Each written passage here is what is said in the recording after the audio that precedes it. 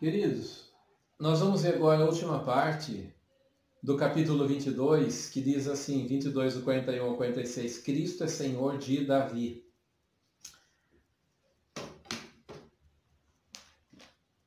Diz o texto: depois dos fariseus, dos saduceus, dos herodianos tentarem pegar Jesus em alguma armadilha, agora chegou a vez de Jesus fazer uma pergunta. Ele viu que os fariseus estavam reunidos, ele chega até eles então e faz uma pergunta para eles. E diz assim: o que vocês pensam a respeito do Cristo?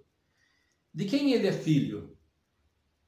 Porque todos gritavam, Jesus, filho de Davi, Jesus, filho de Davi, ou seja, o Messias é o filho de Davi. Então eles responderam, é filho de Davi, responderam eles. E Jesus lhes disse, então como é que Davi, falando pelo Espírito, o chama de Senhor, pois ele afirma, isso aqui está falando sobre o Salmo 110, versículo 1.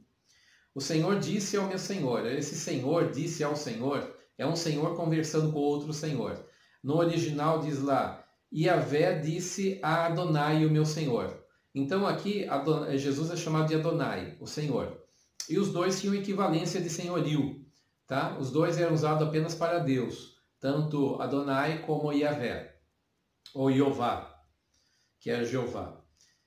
E o texto diz lá que o seu senhor, conversando com o seu outro senhor, disse a ele, assente-se à minha direita, até que eu coloque os teus inimigos debaixo de teus pés.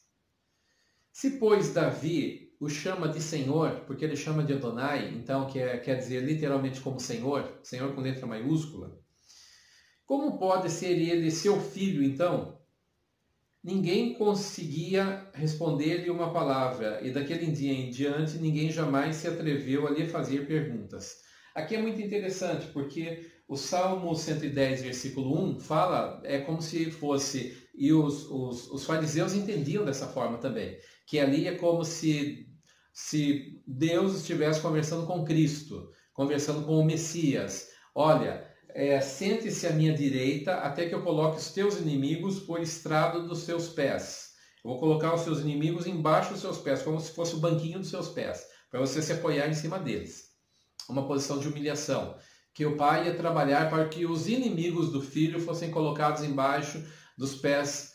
Então o Salmo 110 é um salmo messiânico, é um salmo profético. Você pode ler o Salmo 110, ele todo está falando ali a respeito de Cristo, né, do seu senhorio, do seu cetro de poder, realmente, seu poder.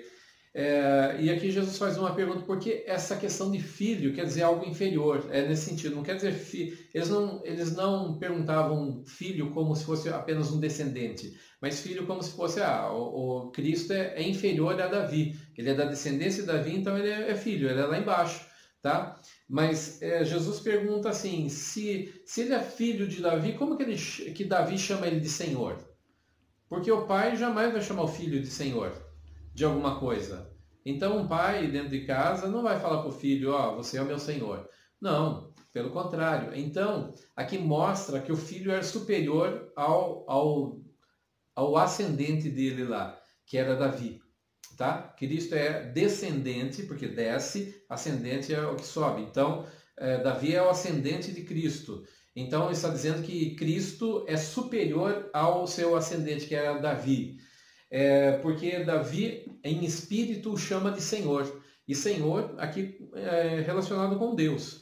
Então, aqui está mostrando, e Jesus mesmo está defendendo aqui sua divindade, porque os israelitas usavam o termo Adonai para adorar a Deus, que é Senhor. Então eles usavam esse termo sempre, constante. Aliás, eles preferiam até usar esse termo do que Jeová, porque Jeová é um nome sagrado e eles entendiam que era um nome sagrado que não devia ser usado no dia a dia. Quando eles quisessem se referir a Deus, eles deveriam usar o termo Adonai, que Adonai estava permitido para eles usar no dia a dia. Já Jeová é um nome mais restrito para eles, tá? Então, ao ouvirem isso e essa colocação de Jesus, eles ficaram admirados. Irmãos, perceba que cada vez que vão dialogar, conversar com Jesus e ter esses diálogos tentando provar Jesus, tentando pegar Jesus em alguma coisa, eles saem admirados, saem envergonhados e admirados ao mesmo tempo pela resposta de Jesus.